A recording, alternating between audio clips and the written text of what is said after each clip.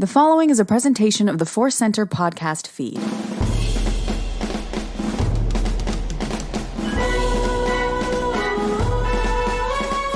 From the center of the galaxy, this is the Force Center podcast feed. I'm Cat Knapsack for another edition of Star Wars Ranked. Me to guess ranking things in Star Wars, our favorites, the bestest of the bestest, and the things we love. Joining me today is Joseph Scripshaw.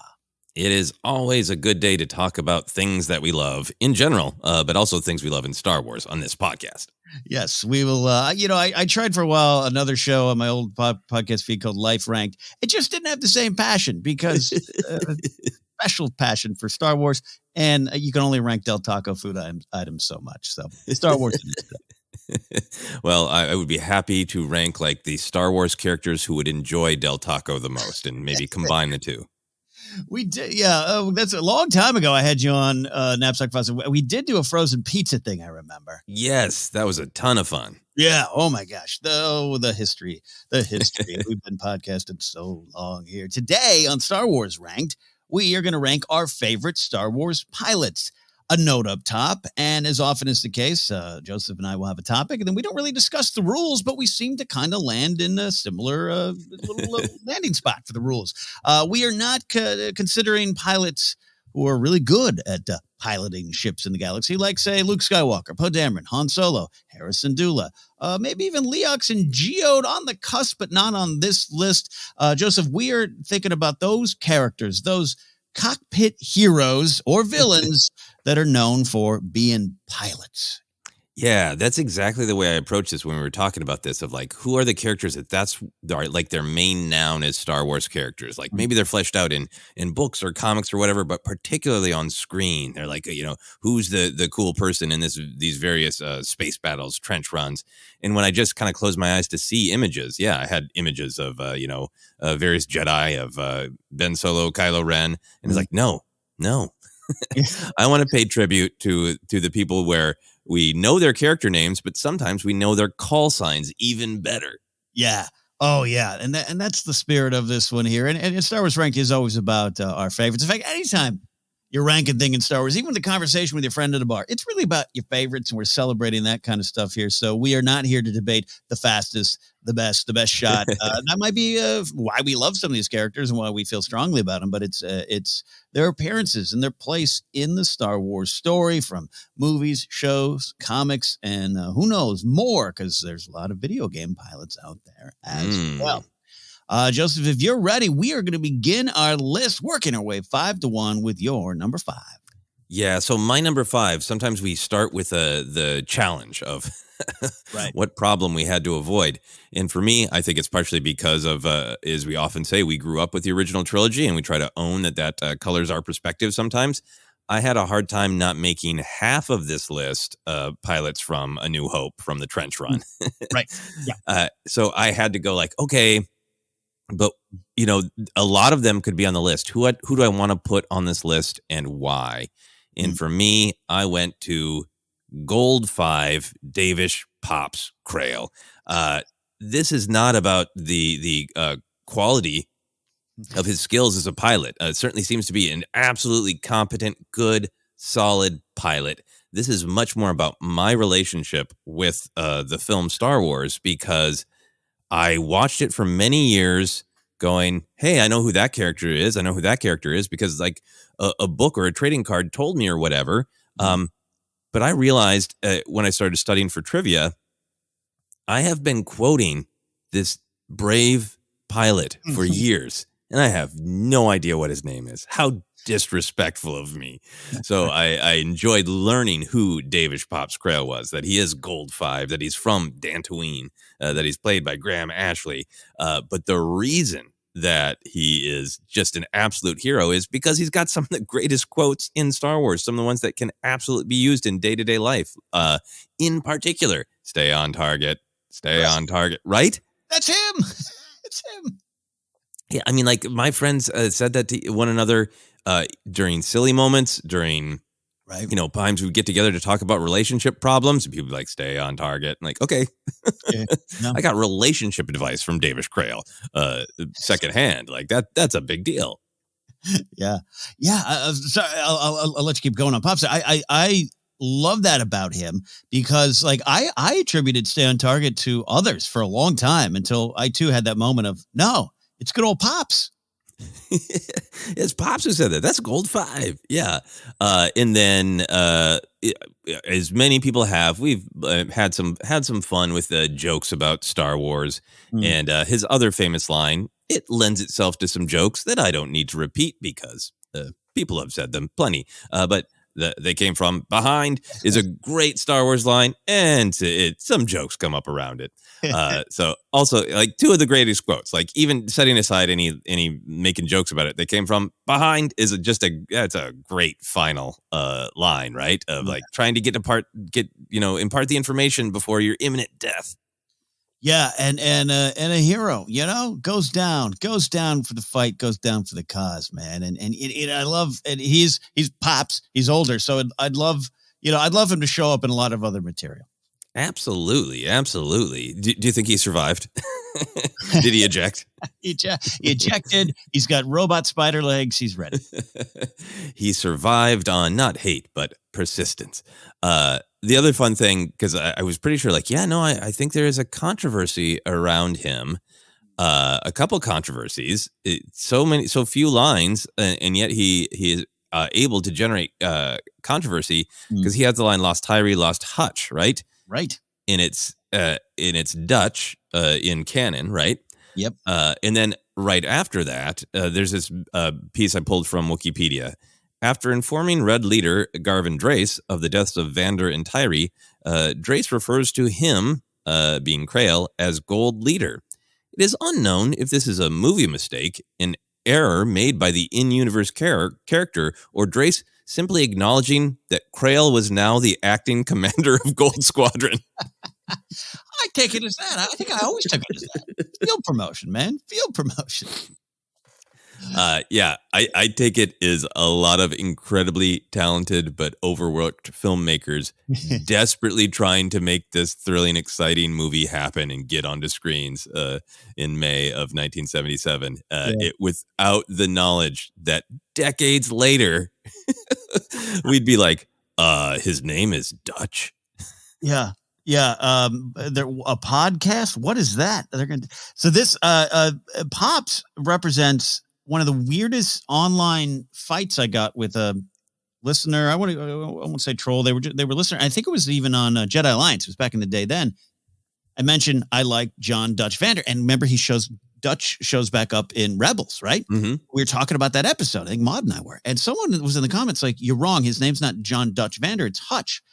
And I said, no, I understand that Pops, says that, but this is the character. And went on for comment after comment of no, Gold 5 says Hutch. Yes, I realized that he says that. And I was putting Wikipedia links. His name it's an heir. It's a known heir, but that's the character's name. And so I always have an affection for Pops. I'm trying to defend his heir in the movie. Yeah, I mean, I think this is fascinating to me about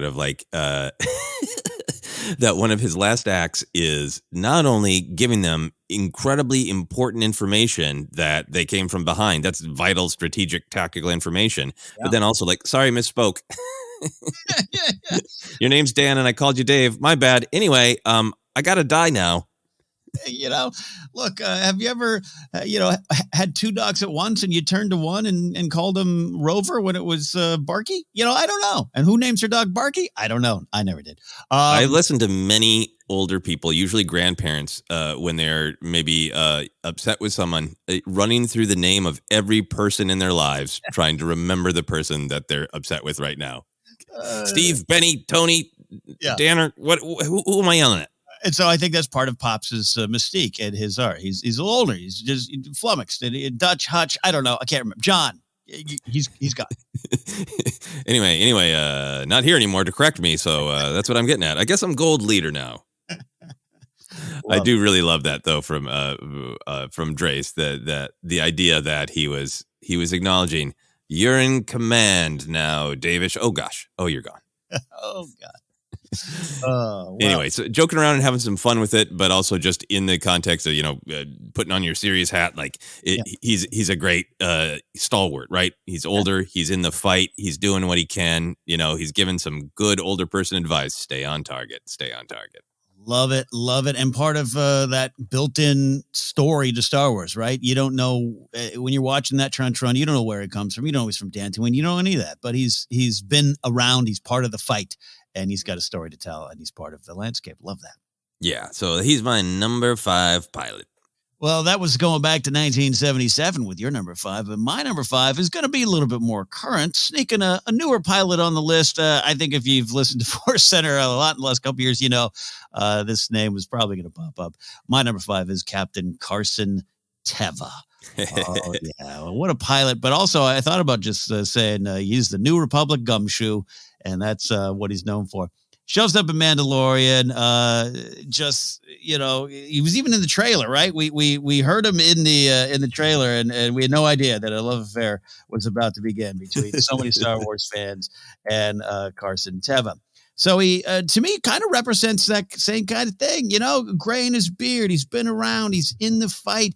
And for me, I think he's really got this wonderful spirit of the rebellion turned the Republic, where he's not done caring and trying to be plugged in with what's going on in the galaxy. He's got, so many, there's just a calmness to him. There is a measured response to situations. He's got hard lines you're not going to cross, but he's also going to work with the spirit of the law, not just the letter of the law. And I think he represents a lot of the greatness that is the New Republic, portrayed so wonderfully by Paul Sun-Young Lee, who is this Star Wars fan, a great actor. Kim's Convenience, of course, where Dave Filoni sees him, but he's been, dressing up as X-Wing pilots and other Star Wars characters as a cosplayer for years. So for him to get in that, it just was a big celebration for fandom, for a performer who wanted to be in Star Wars, crafting this character that is still going strong, showing up again, and I believe will show up again. And then the other thing, I said, I had that frustration, a little bit of frustration with the Mando storyline of someone in the New Republic has to be paying attention. What's going on? Moff Gideon, the remnant of Imperial stormtroopers that can't go unnoticed. And here comes Carson Teva to be like, this can't go unnoticed. And so I felt seen. I felt seen by this wonderful character that's got quite a fan base around him. Yeah, he's so great. He is one of those characters that I didn't put on my list because I knew you would. So I felt safe. Yeah, he's so great on every level that you're talking about. If he was just kind of like a one and done pop in appearance, he'd be fun because he's got that vibe of like the kind of character that you would expect to be 5 years out from Return of the Jedi, of like, I have been around the galactic block. I was one kind of pilot. Now I'm another. I used to be a fighter pilot. Now I'm kind of a beat cop who checks on the neighborhood, but the neighborhood is the outer rim, and what, in days gone by might be, a horse. I'm just kind of galloping along, checking on things. And the fact that he's played by a comedian, or at least an actor with comedy chops, he's not out there doing bits, but there's that weight of, to me, there's a certain kind of comedy that I really like of, I would call it sighing comedy, maybe, of the person who's like been or like, oh boy. And, even in his most recent appearance in Book of Boba Fett, where he's kind of got to put the shoulder on the hand of the younger one going, we don't, let's just take a beat and figure out how we want to do this. Is this about pedantic letter of the law stuff, or is this about big picture trying to figure out what's really going on? Like, I think, Carson Teva he's that guy who's so committed, but when he gets up in the morning and puts on his flight suit, there are so many groans and sighs, Just got to do it again. Get in that ship. It's a day's work. Go home. Have some green milk and rest, Yeah. And there are a couple of people in my life, a friend back in Minneapolis, a comedy friend in LA, that they've got that vibe. They're like down deep, good, thoughtful people, but their comedy is kind of the, boy, here we go again. I think, yep. That's another reason I think I connect with Teva. Yeah, so good. And then I love what you've been saying about how he is the person who is actually pulling the thread that you're screaming about at the screen. Does anybody care about this? And I really think it's becoming clear that the storylines that Favreau and Filoni are sharing this is their story of the era of the New Republic 5 years after the Empire's fall, 5 or whatever exact number of years, if they ever deign to tell us officially. And that Carson Tevan right now is holding up a major pillar of story, mostly by himself. Yeah, yes. Oh, the weight on those wonderful shoulders is pretty strong. Yeah, and it's going to be a patience issue, right? We'll see where it shows up again, where he shows up again, where the story, where that thread is really just pulled, yanked, just as the plot starts to unravel. And I just can't wait, man. And the Rangers of the New Republic, it doesn't look like it's happening. And who knows what that was going to be? I don't even know if they knew exactly what that was going to be. But that was to me the Carson Tevan starring vehicle, and maybe we'll still get it in some way. Yeah, I mean, the whether it's called Rangers of the New Republic, whether it's folded into Ahsoka or a yet to be announced show, I really feel like they're setting Carson Tevan up to be the person who goes like, what's going on with these Imperial remnants? And a great story to see that. Does it get squashed and everybody thinks like, yep, that was the last burst? Or is Carson Tevan, does he end up being this kind of rare character in Star Wars where like he's screaming and no one will listen his entire life because he's the one who's figured out like, I think they're starting something. It's like he's been screaming about the First Order. Like when the First Order is officially revealed and everybody's dealing with it as Carson Tevan, like decades older, going like, I tried to tell you. Absolutely. And I think he was there at the Battle of Exegol. I think we'll find out. Maybe a lot older, maybe not piloting a ship, but I think he was like grabbing people in his neighborhood saying, let's go. It's time. For I'm a man of honor. And I love that description of Wikipedia. They say man of honor. He believed in the New Republic and was respected by his peers, including his wingmate Trapper Wolf. Yeah, great pick. That's my number 5, Carson Tevan. We're up to your number 4, our favorite Star Wars pilots. What do you got? We are jumping back to the prequel era, and this is a character who I've always appreciated, but also had the pleasure of looking up for trivia purposes. The call sign is Bravo 5 from the Phantom Menace. The character's name is Danae Elberger, which is great because it sounds like a Star Wars name. It's got the emphasis the same in that traditional Naboo way, like Padme and Sabe. But Danae Elberger also sounds like somebody that would maybe do my taxes for me. It's kind of an Earth name. So I love this pilot because it was great in 1999. To as much as I loved all of the older dudes doing the trench run and being pilots all throughout the original trilogy, it was great to see some different faces in 1999, and the fact that it was a middle-aged woman, and that desire as I get older to see middle-aged people of all kinds represented only gets stronger for some reason. And then the Phantom Menace is just this endless, rich collection of, oh wow, I didn't realize it was that quite well-known actor, right? Oh yeah. Celia Imrie is a staple of British theater in a ton of movies that different people would know her from. Calendar Girls, Bridget Jones' Diary, the Mamma Mia sequel, Malevolent. She has, of course, been on an episode of Doctor Who because she's a talented British actor. So all of them have. So there was that fun of like, oh, and that's actually like, I'd never even noticed that. And she's got a couple of great lines flying her N1 Starfighter. There is, the moment where Anakin is about to come out and the ship is starting to explode, the Trade Federation ship. And she's got the line of, what's that? It's blowing up from the inside. Yes. Yes. Absolutely classic line. And her other line is a line that I think I've enjoyed before, but really appreciated when I was kind of scrubbing through for her big moments. When Bravo Squadron, led by Rick Ollier, is approaching, the Trade Federation launches all those Vulture droid ships. And Rick Ollier says, fighters straight ahead. And we cut to a couple different pilots saying, Roger, Bravo leader. So she says, Roger, Bravo leader. But I was enjoying it from the context of this is yet another moment of blatant exposition by Rick Ollier, because there's just a huge explosion of fighters. And there is absolutely no way that Rick Ollier had any advantage of seeing them than all of the other pilots. He wasn't rounding a bend, like coming around the corner. They're like, so you can interpret Roger Bravo leader as like, yes, Rick. Yes, we know. Yeah. I imagine at a lunch break after the day after the fight, like Rick's always saying what we know. He's always saying he's great. I love him. I love him to death, but he's always saying what we know. There's ketchup on this burger. Like, we know we're all eating the burger. Yeah, we know. Love it. Yeah. And then this was a detail that I never knew that I found on Wikipedia. A quote from Celia Imrie. I was up for the part of Darth Vader's mother in the new Star Wars films, but I didn't get it, which I was upset about. But they offered me the part of a fighter pilot instead. Wow. This is all stuff I didn't. Yeah, look at this. Oh, you got to go to the Legends tab, and there's so much more. Okay. Yeah, I'm sure in Legends, like who knows what all Danae has accomplished in Legends. I mean, she probably was a Jedi at one point. That's probably true. Oh man, this is one of those bookmark this. I'm gonna come back and read some more there.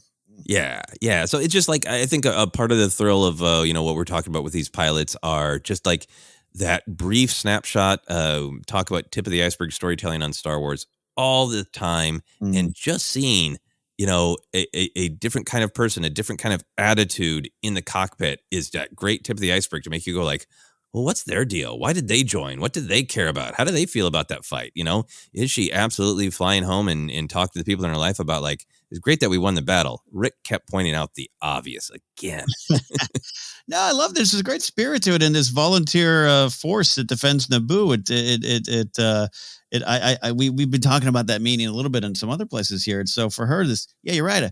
A middle-aged woman who knows her background. Maybe she, is picking up the old pilot cap after years of not doing it because she feels she needs to. And now she's in this fight, and the fight is real, and the fight isn't volunteer. It is a brutal fight up in space, and part of the Naboo people and the Gungans combining to defend what they feel is theirs and what is right. I love that about her, and always thought, and it was great too, because I think the trivia of, there was supposed to be an older female in I think Return of the Jedi dogfights, right? And that got cut, or even maybe New Hope, I can't remember. And so it just kind of felt even 99 like, we're putting that back in. We're putting that back in. Yeah, exactly. So that's my number 4, Bravo 5. Bravo 5, an N1 starfighter having its day in the sun. My number 4, we are going to another classic. We are going to that trench run, and I'm going to apologize in advance to our friend Alex Damon, who, if he's listening, is probably throwing something at his transistor radio that I'm sure he listens to us on. My number 4 is a classic. It is Biggs Darklighter. I think in many ways, he is the template for this type of character, right? And I might use that phrase again in this list for another character, but the character with he's there for the fight. We don't have the deleted scenes at this point in 77. You're hearing about him, or maybe you're reading about him in the novel, but we don't see Biggs in his cape and leather pants on Tatooine at Tatooine. We don't see that. We just see this guy who, even before the special editions, is kind of like, wait, do they know each other? I guess they do. Okay, you have to pick up the story and with 1 or 2 lines to take it from there. And I just think that's part of the allure of Star Wars. We always talk about that. You love the tip of the iceberg storytelling kind of a look at that. So he represents that. He represents sacrifice. He represents the cost of what the rebels were doing. That was kind of the big death of other than Obi-Wan. Pops and all these other folks are going. The trench run is going, but we felt that one. We felt that one, and Luke had a connection to that. So it has to do with Luke's story, has to do with the story of the rebellion, and then that mustache and the look, and it just kind of set the template for what you want your pilots to kind of look and act like in the cockpit. So Biggs Darklighter for your contributions to the cause and to the story of Star Wars. That's why he's on my list. Yeah, I will never forget the thrill when I turned a corner of some Target and saw the Biggs action figure, and that for me was the moment I learned his last name was Biggs Darklighter, or at least that's the moment I remember learning it and going like, "Damn, that's great." Yeah, there's so much about Biggs that is great. Alex is right. Alex Damon is right to love Biggs Darklighter. Yeah, I remember even watching the VHSs a bunch more long before the special edition came out, and kind of knowing from reading books, and I think even in the storybook there's a picture of Biggs in cape and leather pants. Yep. There's this great vibe to him that really spoke to me because I have an older brother, 3 years older, that he's got such big brother vibes, right? Mm-hmm. He's the grown up that Luke is looking up to, the cool, slightly older friend who has gone off and joined the big world, right? Yeah. And he's got that mustache that says like, that's the older brother has the mustache first. Like, can Luke even grow a mustache during the events of A New Hope? I don't know. So there's so much that he's coded as like, don't worry, I got you, kid. We're going to do this together. And you know what? You belong here with us. Step up, young one. And it makes it even more scary that he's the one who goes, right? Right. That he's the one who doesn't survive. And then, I remember, watching the original trilogy again and again, in the 90s, and just always marveling at like, Luke has to forgive Vader for so much. His dad just killed his best friend. Yeah. Yes. Added wrinkle. I would have loved to see that Return of the Jedi extended conversation on the catwalk before they go to the Emperor. By the way, can I tell I had a good pal of mine. I know. It's a great comedy scene of like Luke pulling out his list of grievances. Like, look, I gave you. I knew there was good in you, but like, look, Dad. Let's chat. Yeah, I love it. The Legend of the Darklighter family too. I love in the Last Jedi novelization the Jason Fry written prologue of what happened. If Luke didn't get involved, and the family of Biggs is punished by the Empire for his involvement in the traitorous attack on the Death Star. There's just something about that family and what the relationship to Luke and Owen, and I just I love the idea of little Luke going to hang out at Biggs' house to play video games after school. Darklighter house. It's just something there, and Biggs represents a lot of that to me. Not just a cool mustache and a great helmet, by the way, and almost hanging on to the end, but just represents Luke's beginnings, and that means a lot as a Star Wars fan. Yeah, absolutely. And yeah, I'm glad you mentioned helmet because that's one of the kind of deep dives of Star Wars nerdery that I've been getting into a little bit more. I do not have them memorized the way other people do, but just kind of realizing, that's like another topic you can major in Star Wars trivia is helmet designs. And man, is Biggs Darklighter's helmet design cool as hell. I think it might be the all-timer. Maybe one day we'll do that Star Wars Ranked after you and I research the helmets. Maybe Alex will have to guest on that one because I think he does the helmets better than I do for sure.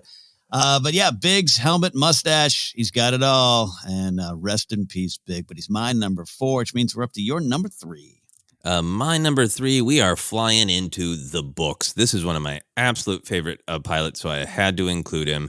It is from a series of books that is all about pilots. They get out and do other stuff, but their defining trait is that they are pilots. We are going to the Alphabet Squadron trilogy, Ken, and I love so many of those characters, but the one I was drawn to is Weil Lark. He is my number 3. I think the thing that I love about Weil is I really love that Alphabet Squadron trilogy, and almost all the characters do have a relationship with their ships and with their philosophy of flying and with their philosophy of why they're in the rebellion / now it's the New Republic, right? Yeah. In Weil's story, right, that he comes from this planet that says, hey, we need to contribute to the good of everybody, so we're going to send this many pilots. That's so great. The backstory of what his relationship to flight is. There's this great description of the character that came from Del Rey, so I'm just going to read that. A youth spent on the backs of flying beasts on his peaceful remote homeworld gave Weil Lark a near supernatural gift for piloting and a well of kindness and empathy that has never run dry. But war is a precarious place for a soul as gentle as his.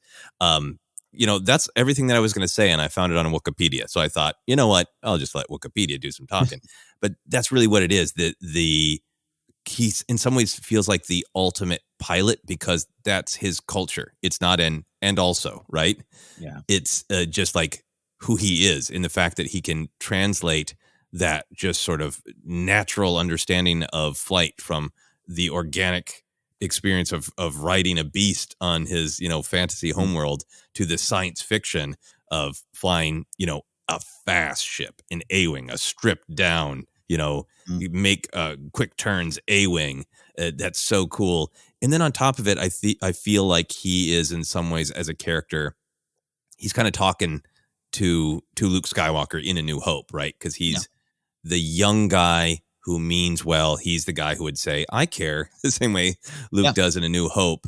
But he doesn't have all of these other, elements that Luke does. So you can really kind of just like, I feel like Wild Lark is this exploration of taking this one kind of part of Luke Skywalker and making that this entire great character who goes through, a great transformation of like trying to hold on to his kindness and his empathy, but having a hard time as he goes through war, and just really celebrating that picture of the, amazing young pilot who loves the thrill of flying, not thrilled to be in war, but doing what he can. I love what you're saying about this character. It's a great choice, and there's some wonderful characters in the Alphabet Squadron books. Of course, Commanding Officer Yurka Quill, Chasna Chaddock, so many people in that series to celebrate. If you guys haven't taken a deeper dive, do it. They're denser books. They're very serious at times, somber, but do capture that spirit of a squadron of fighter pilots out in the galaxy. And I think at the end of the day, we really love them here at Force Center. And Lark, if you just say, hey, Wild Lark, what do you think? I would describe, I would try to describe him as this soft soul is stuck in the hardness of war and figuring out his place in that, right? And he's part of, like you mentioned, the 120 that is home world that he refers to as home, right? Sends out and his relationship to that, relationship to this greater cause beyond himself. That's so important to Star Wars, but just this. Not everyone is this, pops, old. I've been to the fight. Let me join it. Carson Tevan probably feels at home in this New Republic military and feels he's making a difference that way. Lark, I don't know if he ever really did. Right. That's part of his growth. But answering this higher call, that's my memories of that character over the course of that series. And so he's a great choice and represents so much. In the spirit of the rebellion. Yeah. And then the other thing that I forgot that I really want to highlight is I love how he really treats his ship like it's sentient, right? Like it has feelings, in that it's not just like a hot rod of like, that part got blasted off, of like really talks to it and coaxes it and knows like, well, this I'm going to ask something difficult of you. Yeah. But I know you got it in you. Like, I just love that perspective. And, you get in the course of the books, you get to see that a little bit. And then you go back and really understand his history of flight, and it makes so much sense. But, as somebody who likes to like name my coffee maker, it's fun for me to see a pilot who is like, we're in this together, A-Wing.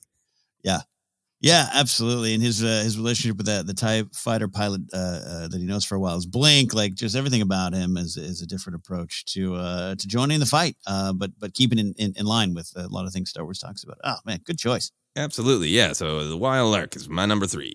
And, maybe he'll show up in live action. At this point, it's all on the table. If we can get some of the characters we've seen pop up in other, Disney Plus material, maybe Adventures of Teva and Lark will show up. Oh, I would be thrilled. It's a great choice for your number 3. We're up to my number 3. And play the vaudevillian villain music. I'm going to a Imperial. Captain Volskaris is on my list here.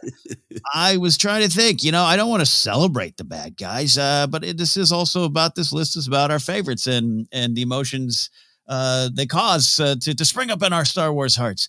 And this character, Volskaris from Star Wars Rebels, he ends up flying the TIE Defender. He's at Skystrike Academy when they go rescue Wedge and Hobby.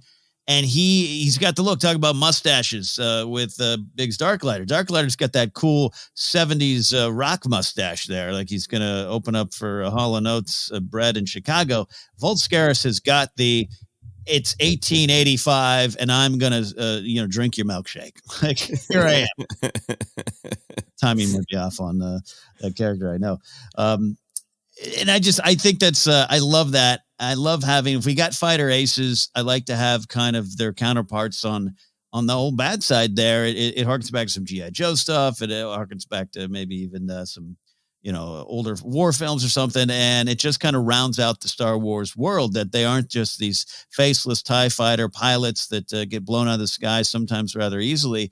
It is a threat. It is someone who is has a name, has a purpose, evil as it may be.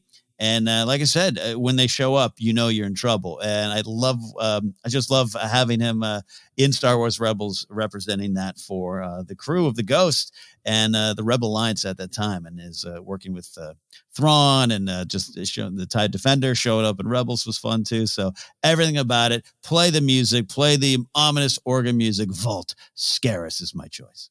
Yeah, no, Volskaris is great because I think he is one of those characters. Like, maybe that's what I'm thinking about with some of these pilots. By definition, the spaceship battles and the piloting is a little on the science fiction side of Star Wars. Yeah. So I like when some kind of space fantasy elements creep into it. And like, there's something about Volskaris. Like, that's such that is such like you're saying, an old vaudeville villain name, or it sounds like something that could definitely have been in Flash Gordon. So he's got a little bit of that pulpy quality. And even look at this picture of him. Yeah, like that's a mean mustache and that vicious widow's peak, right? Yes. He looks like evil Errol Flynn, and it's like absolutely evoking that era, that style, right? Like I think Snoopy might imagine this guy trying to shoot him down when he's pretending to be a World War I flying ace. There's something about it. There's something, I'm even thinking of like the Six-Fingered Man from Princess Bride, Christopher Guest's role, where it's just like, it's that villain that when he shows up, you're like, this isn't good, and our hero needs to get him. And I would love to see that kind of show up again in Star Wars too. And from time to time, these type of characters pop up, but someone that just is there for a while. I think like Moff Gideon in Mando he's a leader. We get our leaders, but someone who's on the ground, who's just that a little bit like what Phasma was for Finn, but when Phasma shows up, it's trouble. But Volskaris, give me one of those just ace fighter villains. I would love that kind of concept to be played with again in Star Wars. Oh yeah, absolutely. I think he is a great choice. I love to be scared of him. And I don't think there's a figure out there yet that I know of. I will dig and find out. Maybe we need a Volskaris there as well. So that is my number 3 choice, which means we're up to your number 2 choice, Joseph.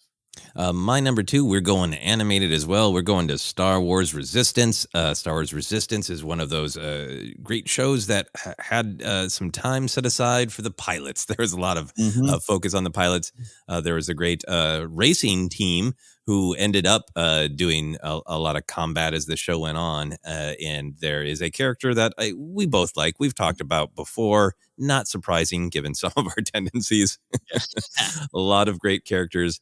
But I went with the honest reaction for myself. My number 2 is Griff Halloran, flying the Black Ace. I almost went with Toradoza, but I feel like Toradoza is known as a pilot, but she does so much else in the show. Yep. And I was kind of interested in picking one of the characters that we primarily know as their thing is being a pilot. Griff Halloran, voiced, of course, by Stephen Stanton, who does an amazing amount of voices in Star Wars. But he was one of the characters that was, for me, like the best tip of the iceberg, right? Because he's this gruff, older guy, which you and I clearly gravitate toward. But the whole ex-Imperial thing, where he is in this entirely new era, and he's still wearing some of that insignia, but it's been changed, right? He's got the helmet, but it's got the white paint on it. He flies that modified TIE, but it is incredibly modified to kind of look like the ETA-2 Jedi Starfighter. Right. So it evokes those vibes. So I remember just when we were seeing images, I think before the show actually premiered, it was like, oh, great. I want to know the history of that. I want to know what it's like to have somebody be like, yeah, this is who I was. This is my identity. I was a TIE fighter pilot, and obviously I'm not that anymore, but I'm not entirely leaving it behind. I'm going to play honest with people that I was a part of that, and it's still a part of me. And, what does that mean? And I love the backstory that he defected with Emmanuel Doza. Yeah. And I would kind of even love more about this character. We got a little bit in pieces, but he's definitely one of those characters where, like, there's so many interesting stories to be told in that era around the sequel trilogy, and I think he's just such a great representative of that. Absolutely. You and I were just drawn to this character. See, older, graying or gray hair, grumpy. Yes, sign me up. I would love to see that. Yeah, and as far as like, and I have a great shirt that I got of him. It's just his helmet. It's just a great design. It pops, and that's one of the reasons beyond the grumpiness we were drawn to Griff early on. Just everything about it. And yeah, that story. It does it too. Tordos is a great character, but I think you're right. I don't think of her as just a pilot. Now, none of these characters are just pilots, but obviously that's our list here today. But Emmanuel Doza is such an interesting character to me too. I'd love to hear more about that. And yeah, them defecting at the time around the time the Battle of Endor, as it says here. Love that. So much more storytelling. And obviously we're big fans of Steven around these parts and voices him so well. But if this character was to go live action, I do have my fantasy casting. It would be Stephen Lang. Ooh. I'd love to have Stephen Lang, who's been in so many things. I love him all the way back Tombstone, where he's one of the cowboys in that picture.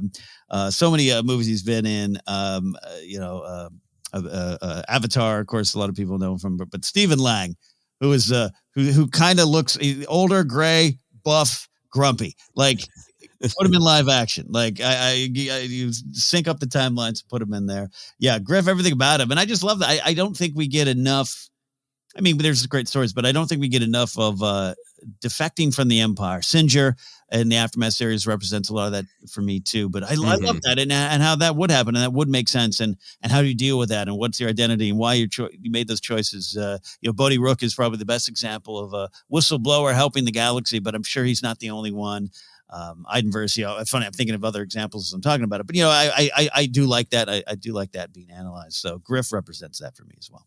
Yeah. No, I think that, some of the examples you're talking about, they're from books, they're from video games. Griff is the little bit we've seen of that on screen, and it would be great to see even more of that. I think what's, Bodhi's fascinating because he is making this pivot in the moment, but Griff has clearly, it's been a while, and he's still holding on to some of that iconography, right? Yeah. That's what's so fascinating about it. And same thing with Singer, he's not holding on to the iconography, but he's still kind of like, that's a part of his identity and he's not trying to ignore it, Yeah. Great stuff to be explored. Also, my final thought on Griff is to agree with your Stephen Lang casting, because almost every picture I'm finding of him on the internet, he's wearing black. He's wearing black with a tank top. Yep.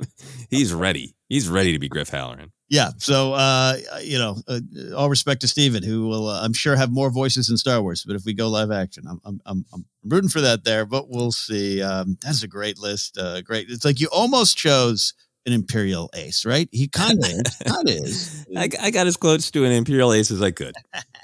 Love it. Is your number two. We're up to my number two. After that, we'll take a quick break, talk about honorable mentions, get to our number one choices. But my number two choice for my favorite Star Wars pilot is another one of my favorite mentions and favorite references. It's a character that I immediately went, oh, okay, I like that character. And then the more you learn, the more you just kind of really grow to appreciate and respect what this character represents in Star Wars. And that is Lieutenant Talison Talintra. Oh, I love Tally. Look, Tally's great. Hermione Corfield, we always say, is so good at cockpit acting. Like, she should teach a masterclass on how to get the most out of sitting in a cockpit on a set and saying one or two lines. Without a doubt, hey, look, she's kind of this, you look at her at a quick surface level, you're like this, cute little buttony A-wing fighter pilot, and she's got all this responsibility. She's blue leader. She's in charge of this evacuation, in charge of taking down the bomber, and everything about her. You're just drawn to this character upon the first or second viewing. And then she dies. And dies in a bad way, and dies part of this big thematic lesson for us in The Last Jedi. So from there, in analyzing and looking a little bit more into the character, and I even did one of the old Force Center memoriams that you can find here on the YouTube channel or in an old Spotlight Star Wars. And just when you learn more, she comes from a great planet, Pip 3. What a great Star Wars. And it's not unlike, you talked about, Wild Lark and the connection to Luke and New Hope. She's got that similar story of, raised on a kind of a farming planet on a farm. And her dad used to take her up in an A-wing to crop dust the farm and teach her. And that's how she learned to fly. And she could have stayed there. That could have been her life. And she wasn't maybe as directly affected by the First Order as, say, the Tico sisters and others who experienced the direct effect and oppression and violence of the First Order. She didn't necessarily see that as much as the others, but it was still her fight, and she still made that choice to join. And so when I learned even more of that story, and then she dies, and one of her last moments is that great smirk. I was moved by her story, really was, and a lot of it is because Hermione Corfield just gets so much out of those moments. So I've it started from, I always say, it started like I had a little crush on Tally, and it's just become a character I actually love so much once you learn the story of all these characters and what they represent, and her greatest moment of victory shortly thereafter becomes her final moment. Really, her final moment is getting everyone out of the car as best they can, and so there you go. I'm Team Tally, always will be, always love Talintra. Yeah, I think she is so great. I think there's this counterpoint. We've talked a lot about the grumpy old "let's do this" sign guys that we gravitate toward, but also the young, like, let's do this, we can do this. And I think particularly at the beginning of that film, in a desperate situation, I kind of think that's what's so great about the not only the cockpit acting, there's like the believability, right? There's the like, okay, there's no sense of I'm an actor in a little box that some people are shaking, and I'm trying to pretend I'm in a desperate. Like, there's always just like who's the best at making it totally believable. But then there's which pilots are kind of adding something more. And I think Tally has such a perspective of like, let's get this done. We're gonna do this. I think I know you love the line where she's shouting about keeping that tight formation, but the bombs away in like the thrill of it, right? Yeah. Of the way that she is reporting that there's so much life and energy in this. Like, she is in the fight. There isn't a sense like that. Oh boy. Yep. Well, here we go. Another day, another battle. It's that youth and that energy and almost like positivity.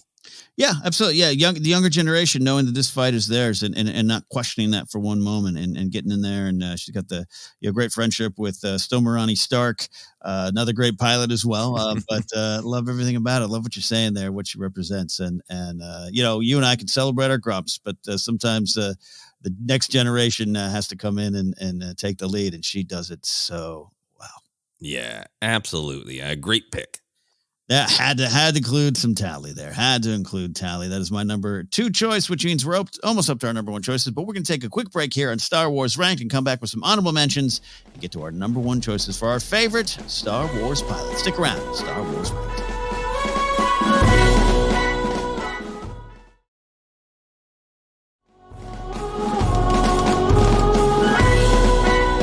Welcome back to Star Wars Ranked. Joseph Scrimshaw and myself are here, and we are ranking our favorite pilots in Star Wars. We have some leaders of the old rebellion, some new faces in the resistance against the First Order, and some who fought the Trade Federation, and some who even fought our beloved rebels. A wonderful list so far. We, of course, always have a little honorable mentions list that sometimes can get large. I realized, Joseph, I was just looking because sometimes, you search the internet to kind of refresh your brain. Or am I forgetting anyone? And I literally was doing this. Oh, yeah, that character. Oh, yeah, that character. And I just was seeing a name and writing it down and realized I wasn't even, curating a list. I was just writing every name down possible. So I had to stop. I had to put the laptop down and stop. What are a couple of on your honorable mention list? And did you have the same issue? Yeah, no, I mean, I didn't do the Google search for like Star Wars pilots to look at the list. I just kind of flashed through the eras in the mediums, right, of storytelling, and there's several more that I wanted to include. A lot of them are because just like of this era or a particular moment.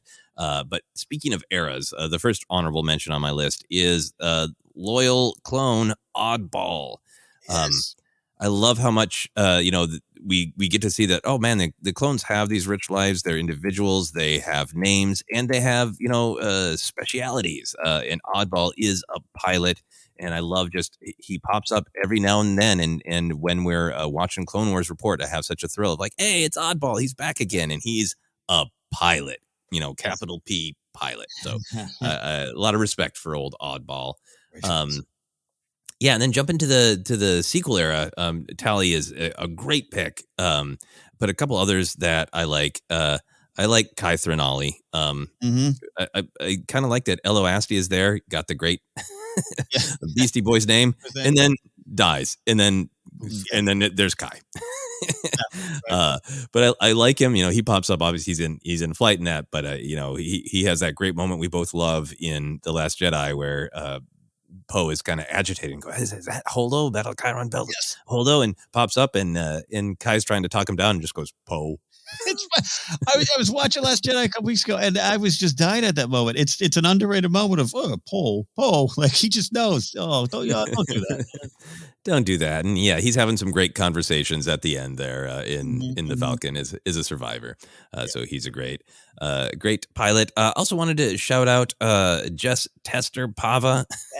Yes. One of those characters of confused canon names. Obviously known actor in Jessica Henwick. We've talked about some of the other places she has appeared. Great performer. So she does some great cockpit acting. She's fun in the films, and I really enjoyed following her in that Poe Dameron comic. I love the through line joke that the astromechs get talking, and that she is known for losing astromechs. Yes, it's if you guys have not taken a swing to that Poe Dameron run, it is amazing stuff. The Black Squadron stuff, and that it's sad, it's tragic. It's just she doesn't want to kill droids, but it keeps happening. It just keeps happening. Yeah, that Poe Dameron run is really, really good. Just some great stuff there, and particularly for celebrating pilots, obviously, because that's what it's all about. But there's great stuff between Poe and Leia and 3PO and his spy droid spy ring. Just so much great stuff in there. Yeah, absolutely. Great start to your list here. I'll toss in a couple.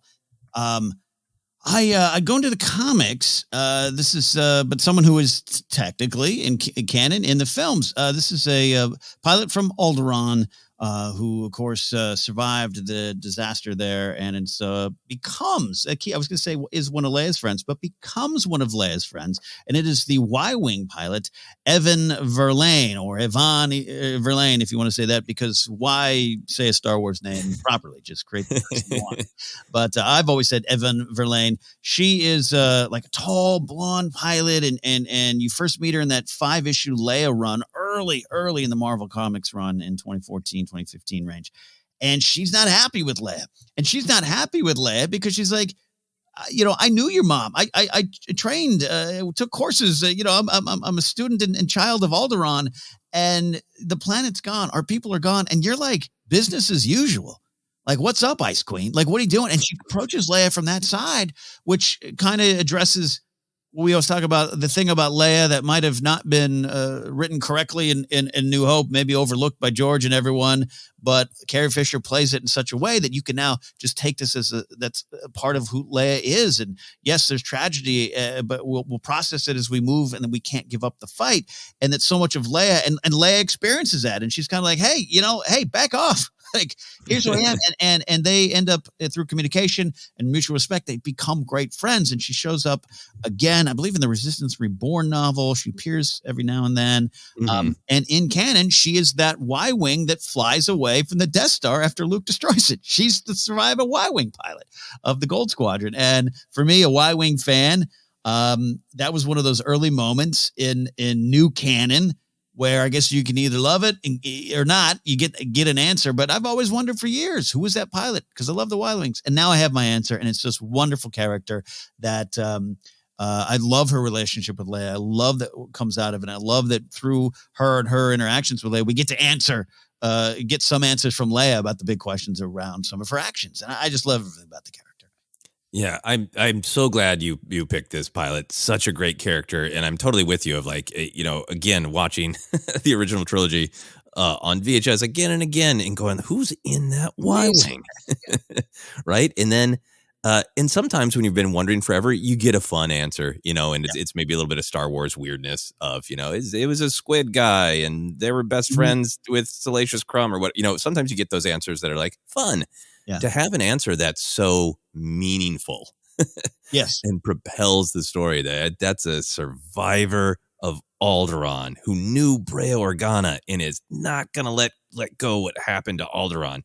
Every time, the way that I remember specific Star Wars trivia is when it's something that I just care about, and every time I see it on screen, a part of my mind just says the name. And now every time I watch A New Hope and see that Y-Wing, I just go, Evan Verlaine. Because I know the answer now, and it's a good one. Yeah. Yeah, and I'm looking at her appearances too. Maybe she doesn't appear in Resistance Reborn. I can't remember, but she's has a Aftermath Life that she shows up. Some more Star Wars comics. She is Battlefront and 2 Inferno Squad. She's a fighter there. A lot of places that you can get to know this character. So, but it just means there's a room for Star Wars storytelling with her. To appear in some other way. So that's just an honorable mention. I better stop because she was so close to making my list, but just without, I don't know, I just thought there wasn't enough appearances for everyone to know, but there it is. She's on my list. The other one, I got to shout out. I do love Tem and Snap Wexley. Abrams says, hey, I got to throw my buddy Greg Grunberg in the film. Let's make you a memorable pilot. And I do love everything about him. He is part of the cost of the Battle Lexical. I love going back and learning about him as a 14-year-old with Mr. Bones, and it's less of his pilot adventures. But I just kind of love that he carried on that tradition of a pilot with a cool nickname that's there for the fight. Yeah, no, I mean, talk about tip of the iceberg to be like, yeah, like to have such outside of the movie cultural knowledge of like, yes, J.J. Abrams' buddy. Yes. Great actor, charming guy, but like, and he's a kind of a prominent pilot. Cool, great. And then, I remember a mutual friend of ours starting to read the Aftermath books and going, wait. This is a Greg Grunberg prequel, but the characters developed so well, so interesting. And I'll throw in a quick honorable mention as a pilot of his mom, Nora Wexley, right? Yeah. That those books really developed that she was an accomplished pilot, right? And that this is a second generation pilot that really adds to Temen's story.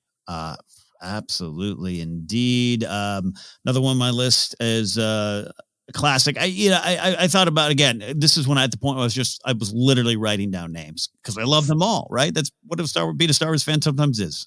Collect them all. Jack Borkins, come on, and the name is kind of a play on words and joke. And it's not the nicest of play on words, George. No. It's not the nicest, but it's just one of those ones you grow up with on the playground. And so because starting out as maybe a bad wordplay of William Hootkins, a great actor, by the way, the late William Hootkins, but it starts there. But he's one of those first. Porkins is one of the first side characters, along with Biggs, but one of the first side characters that I just remember me and my friends celebrating outside of the main line and starting those Legends conversations in our own brain before we even had Legends, Yeah, absolutely. I think he definitely deserves to be on the list. A couple more from you. What do you have? I know you're not done. Yeah, I went to a couple of villains. I did want to include some villains. And maybe it's unfair to call this character a villain because they're just doing their job. But I really like FA4 pilot droids, in particular, the weird little guy who is flying Dooku's solar sailor at the end of Attack of the Clones. This was one that I looked up for trivia contests. Like, I know that droid's got to have a name, or at least we know what kind of droid it is, because I've always liked that scene, right? That, like, Dooku's so acts in that whole battle like he is so unbeatable. But, right, once he takes down Obi-Wan and Anakin, he's got that little sigh of like, ooh, put me through my paces. And then Yoda really puts him through his paces. And then he gets on that ship and he's got that gloaty, like, I won. But also, I don't fly myself. I have servants for everything. I've got a droid that's specifically designed to clip my toenails. I'm a gentleman monster rich guy. I don't do things for myself unless I have to. And then just the design of that weird little droid. It's such a great prequel design, and it looks a little like a mean, menacing little insect guy. I love that droid. It's a great choice. Great choice. Yeah, and my final, this was one that I wanted to celebrate, and I didn't know the character's name, but I knew that the character had to have a name. The character, in fact, has two names. Yes. Mythal, a.k.a. Mauler, Black 2 is the call sign. This is one of Vader's two wingmen, a TIE fighter pilot. I wanted to celebrate a TIE fighter pilot because, man, just that design is cool. It's like a stormtrooper, but it's a flight suit and it's black. So cool. But I picked Mythal Mauler because this is the pilot that doesn't actually get hit. It doesn't actually, get exploded by the Falcon, but the one who looks up with Vader's watch, and I believe says "lookout," and just panics, tries to get out of the way, clips Vader, sends him spiraling, and destroys himself. Like, look, you gotta celebrate a bad guy pilot who blows themselves up. I love this choice, and this is I'm so glad you picked this for a lot of reasons. He's probably a good pilot with a lot of skills, and just, you fumble the ball at the end and you lose the game. There you go. But there, you and I have been doing this a long time. We've been loving Star Wars a long time, our whole lives, like a lot of you out there listening. And sometimes either on other podcasts or parties, like you might get introduced, Joseph, I know you do, and I do as well. Like, this is Ken. He's like a Star Wars expert. That's great. I love that term. It's I get it. I take the respect. It's not true. It's not true. I'm just a student of Star Wars. I love Star Wars, and I'm always here to learn. And this character represents me in 2014, not realizing a lot of characters had names that I just called guy. I knew about West End Games. I knew the legends. I knew Hugh. I just hadn't paid attention, man. I concentrated on other areas of Star Wars. Yeah. And I was trying to do an early in memoriam for Jedi Alliance with Maud and I was like, what, that guy's, I wonder if that guy's a name. Let me go to that Wikipedia thing. And then, his name's Mythal Mauler. Oh my God, there's like pages of story. And I just was blown away. Like, oh my gosh, I just had, life had moved on and I hadn't connected with Star Wars on that level from 2005 to 2014, even though a lot of the answers for this character probably came earlier in Star Wars storytelling. So I was blown away. And therefore I just always, every time I watch New Hope now, I think that's Mahler. I know that now. Yeah. Yeah. Oh, poor Mahler. So great choice. That name, elicits a lot of responses from me here. Couple for me here to close out my honorables. We've got our number one choices. We mentioned them already. It's hard not to mention John Dutch Vander, Gold Leader. Very hard. Yeah. Good old Hutch. Good old Hutch. Lost Tyree Hutch. I meant Dutch. When he shows back up in Rogue One and the Y-Wings get their due. As a Y-Wing fan, I loved it. But that was one of the moments where I was applauding in a press screening where no one else was applauding. So I stopped pretty quick. Okay, I'm the only one that loves Gold Leader. And then in that same picture, in that same movie, Rogue One, is a new character, General Antok Merrick. May he rest in peace, Blue Leader. First of all, to see in Blue Squadron has shown up a little bit, but really in Rogue One, that was just, it really made you think of the novelization where Luke was Blue 5 and all that stuff. So that was fun to see Blue Squadron, but a lot of those shots I've talked about of just, the X-Wings and the U-Wings and the Y-Wings. And there's some great just action shots where it's a heroic hero shot of all the ships flying up at once. And you're like, the rebels are here and we're here for the fight and we're going to save the day. And it starts to move you and inspire you. And he's at the center of a lot of that. And there's that one great shot where I think he takes out the ACT, right? And then they cut to him in the cockpit and he's just smiling. He's just laughing and smiling like, yeah. And it's so much of that third act energy is represented in his face and his mustache. And again, going back to Biggs, like we need a grizzled kind of rebel pilot leader. And he's got to have a mustache as if it's 1977. And Antok Merrick has all of that. Oh, yeah. He is a great pick. Yeah, he has some great, definite, like, let's get this done action. Because, like, there's some other people around, like, cough, Draven, who, like, you're frustrated with, right? And, like, he's the in the cockpit version of Radis of, like, let's go, let's do this, let's get this done. Same energy, same spirit. So I have to include General Antok Merrick. That's our honorable mentions, right? I got all your list. Yep. And mine, there could be a lot more on the list, so we'll stop ourselves. Now, our number one choice is here for our favorite Star Wars pilots. I will go to first, so Joseph can close the show with his number one. And we've mentioned him before. I've talked about templates of what we look for in pilots. I think he is that. And my number one favorite pilot in Star Wars is Garvin. You can call him Dave Drace. Red Leader.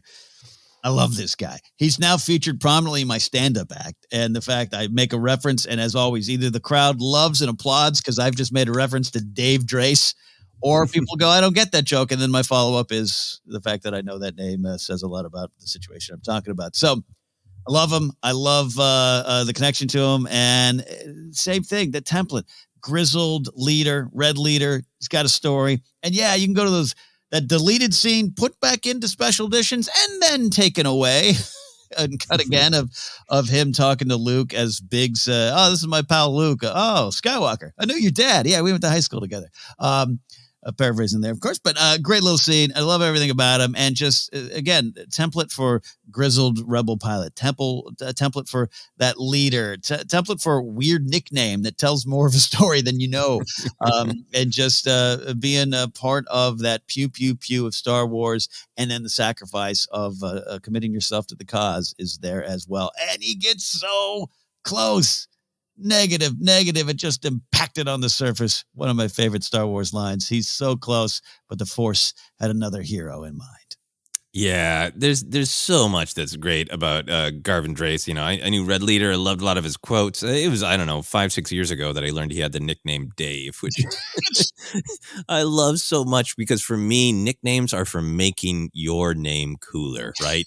Yes. So it should be like, you know, Garvin Space Cougar Drace or whatever, you know, but, you know, Dave. Well, just, you know, on the other side, he's fighting someone who's like, my nickname's Mauler. It's like, mine's Dave. And they both end up in the same place. Yeah. But yeah, I love the scene that is back in the special edition when he's like, yeah, I'm not, you sure you can handle this? And, you know, gets that vote of confidence from Biggs and you'll do all right. Yes. With I believe the little flap of the gloves, right? So definitely the older authority figure, definitely the guy who's going to take the first run. He's got a great energy of like, I'm keeping everything together. I'm holding the line, telling people where to go, what to do. But you know, we were talking recently about Book of Boba Fett, and you were using your great analogy about the wrestling world idea of, you know, putting someone over, right? Yeah. And I think his failed run is so great at setting up the desperation of the situation with Luke, you know, because they've set up like, can you make that shot? Yeah. You know, Luke's using the Force, turning off his targeting computer. None of that would work anywhere near as well without Dave Drace's sad negative. It didn't go in. I love, yeah, right. Like, yeah, it's so true. It just the like setting it up for Luke, and even that final, that music cue when Red Leader goes down, and I'd love too that he, you know, it's not that he just explodes. It's like, he has that final moment, you know, gives an order, set up for your attack run. Yeah, but it's just like the music cue hits. It's a really big part of why I love that sequence and why all of us love that sequence. I think, especially when you're young and you're kind of, it's all in your face, the stress of it, the overwhelming odds, it's all there. And Dave Drace does, you're absolutely right, represents a lot of that in the story. And again, who doesn't want to hang out with Garvin? Call me Dave Drace. What a hero. I love this sentence on Wikipedia. He then led Vader as far from the trench as he could before he was finally shot down by the Dark Lord. Yeah. Nice. Letting out one final defiant yell, Drace's X-Wing spiraled into the surface of the Death Star, and he was killed on impact. Oh, man. He impacted on the surface, doing his very best. Oh, the tragedy of Garvin Dave Drace.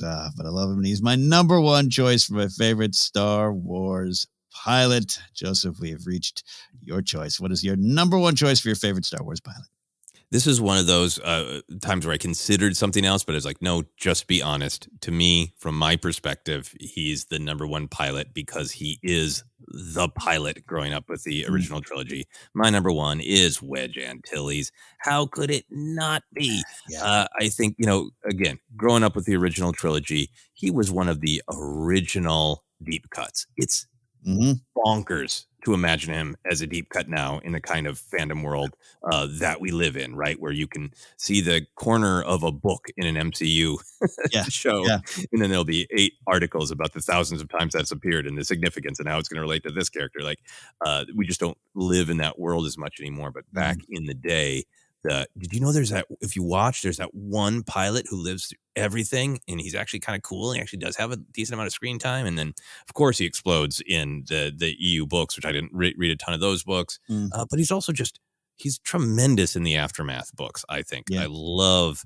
the role of that he's kind of stepping up, and he's making this kind of trying to make this transition to we're still in the war, but we got to start training the young generation, and really putting himself out there, getting into a relationship, all sorts of adventures. I've got to play him in video games where you switch back and forth between being Luke and being Wedge, and that's the great selling point of video games back in the day. It's like voiced by actual Wedge, Dennis Lawson, the Wedge. There are many Wedges, but you know what I mean. Don't need to get into that. We're talking about the character. Just really great. Of the way that we were introduced to Star Wars a lot was their factions. Rebel, Jedi, Imperial, Bounty Hunter, and Wedge was the pilot. He was, the other guy who lived, the guy who, helped take out the second Star Destroyer. The guy who couldn't do any good back there, so lived to fight another day, and it really helped the galaxy that he did. I've been using that template word here on the episode. I've been dancing around it, knowing that this was coming. This is the pilot. You're right. This is the pilot. This is that first trivia answer you learn. This is when I connected all those dots, and I'm talking when I'm like 7. Like, he's in this one, he's in that one, and he's in, oh my God, he's in all of them. He's like Luke, but not like, he's not like, he doesn't have a lightsaber, but he's Luke. Like, it made me so happy. I was celebrating that on my with my friends on the playground for weeks. No, and I remember, like I said, when I watched these a lot, one of the things I would enjoy on my watch through is tracking Wedge and feeling so validated when he gets featured in the party at Endor. Like, that's right. He deserves some hugs and some handshakes and some partying too. Yeah, it's one of my favorite. Yeah, it's a Topps trading card, right? It's Wedge gets a handshake or whatever. I forget the title of. I have that book out there. I'll have to grab it. But just like, it's just a shot of him at Endor celebrating, and that was just a moment of like, just justification for loving this guy for so long. He's got his own little trading card moment. Yeah, and I know for other people too who grew up with some of the Rogue Squadron books that he's a titan in Star Wars. I'm sure for some people, like, one of their main Star Wars characters who drew them into this. So I don't want to disrespect him by saying he's just a pilot. I think in some ways he's the ultimate pilot. Ultimate pilot, indeed. So happy to have him back in Rise of Skywalker as well. Was it quick? Yeah, but I was reading a little bit about that where Dennis Lawson was saying, they asked me back, and it was supposed to be like 3 days, and I could only do 1. And so that's why you don't have a ton of Wedge, and he might have they wanted to maybe do even more of them, but I love that we got him. And it as an Aftermath fan and a Resistance Reborn fan, those great novels, check them out. That wasn't just, it's Wedge. It was like, he would be. That's a continuation of his story from those time periods. So love that he was. Yeah, absolutely. So my number 1, Wedge Antilles. As you said, the ultimate pilot. We had a lot of fun putting this list together. And I look back, we've discussed a lot of these names before, a lot of things they've done. But man, we never did a Star Wars ranked on best pilots, and it only took 141 episodes to get to it, and it was well worth it. And again, we've been ranking things for so long, we might have to update some lists because now there's more choices because thankfully Star Wars keeps going. Joseph, thank you so much for coming on in here. Appreciate the list and all the things you brought to it there. Hey, we are the Force Center podcast feed. You can find us on Twitter at Force Center Pod. We're on Instagram, YouTube as well. We have a Facebook page. You can like us there. Reach out and look for that as Force Center Podcast. We have merch available at tpublic.com/user/Force Center. You can get an audiobook on us by going to audibletrial.com/Force Center. And podcasts available in a lot of different spots. We're including Acast, Apple Podcasts, Google Podcasts, and more. And don't forget, you can support, if you want, directly at patreon.com/Force Center. We are also wrapping up our series on the Companion called Databank Dive, exclusively for the Companion. Check it out over there. Go to the Companion app for more. Follow me at Ken Napzok or go to my website, kennapzok.com. Joseph, where can they go for you? Yeah, you can find me on all the social media, Twitter, Instagram, TikTok as at Joseph Scrimshaw, and you can check out all the other stuff I do on my website at josephscrimshaw.com. So there you go for the heroes of the rebellion, the new faces of resistance, and even those villains chasing us down. Thank you for listening today, my friends. Star Wars has been ranked.